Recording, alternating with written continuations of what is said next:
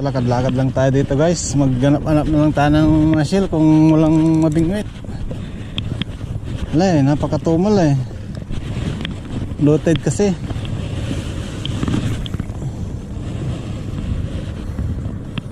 Low tide. Pangit talaga pag low tide. Ganun talagang pamimingwit. Madalas walang nahuhuli. Kaya tsaga-tsaga lang.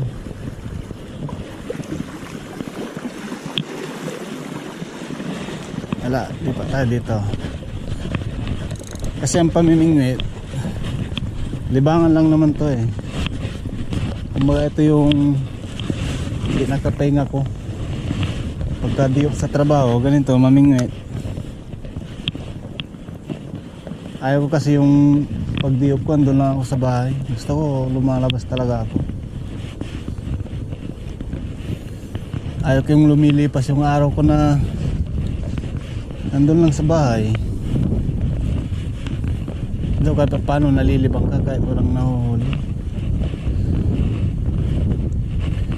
O ayaw nila tong ano ko, lure, masyadong malaki. 12 grams yan eh.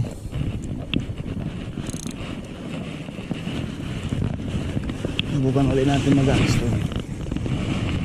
Yan. Meron at merong kakagat dyan.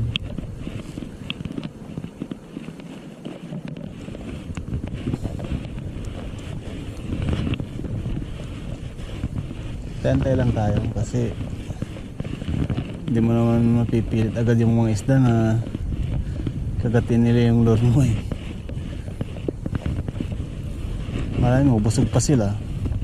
Kaya hindi sila nakagat.